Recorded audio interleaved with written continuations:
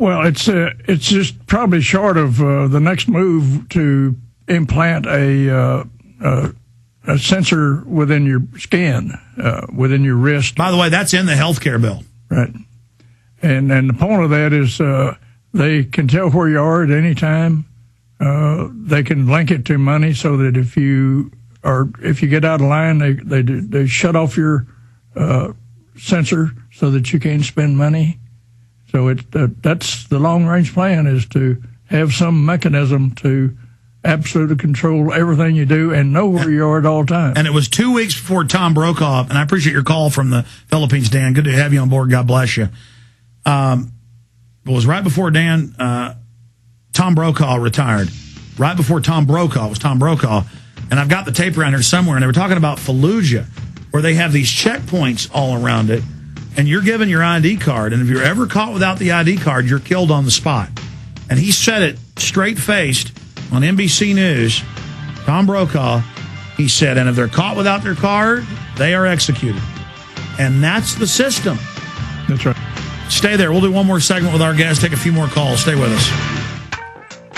Monday through Friday from 11 a.m. to 3 p.m. Central Standard Time. We're here live. Final segment with Robert Gaylon Ross. I'm going to go through a news blitz, continue with your calls in the next segment. He's got a lot of new stuff at his website, 4RIE.com. You can also get some of his books and materials at Infowars.com. He's got something new, Who's Who of the Elite by Robert Gaylon Ross.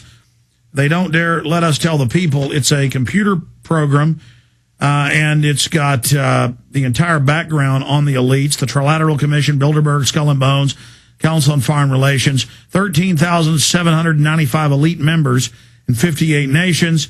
He's got stuff like the first minutes of the first Bilderberg meeting on here, really powerful material available, and his new book coming out in 2 weeks, What the Elite Have Done to America and How to Fix It. Let's take a few final calls for him. Jock in California, you're on the air. Go ahead. Alex, it's a pleasure to be on with you, and it was so great to hear Charlie Sheen on your show yesterday. And since President Obama won't talk with Charlie about his 20 points on 9/11 or even acknowledge his letter, and since Popular Mechanics won't debate him live on his 20 points, and Larry King won't have him on, and no other major talk show will have Charlie on, I guess it's down to Meghan McCain, who said on The View on September 10th that she wouldn't take Charlie's political advice because of his experience with prostitutes.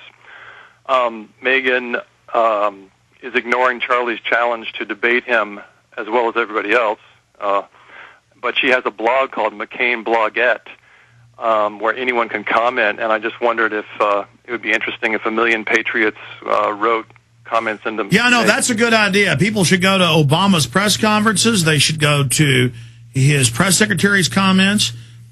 I mean, when Charlie goes to the restaurant, it gets on TV. Okay, but here he is saying, I'm ready to go on TV to debate you guys. It'll get huge ratings. They won't touch it because he has the facts. He has the evidence. He has those 20 bullet points. And so the answer to their censorship is to only spread the material. I'm going to talk about it in the next segment even more. To get the material, to get the 20 minutes with the president, to get his video message at the top of Infowars.com, the 20 minutes with the president area, and to get it out to everyone. I appreciate your call. Let's take another call here. Let's talk to Terry in Indiana. Terry, you're on the air. Hi, Alex. Thanks for taking my call. Yes, sir. I want to talk to you about the statement that Jimmy Carter made today. As an African-American, whether he made it yesterday or today, his comment is outrageous. You know, to make it seem like that you would only have to be a white person or a racist in order to disagree with Obama.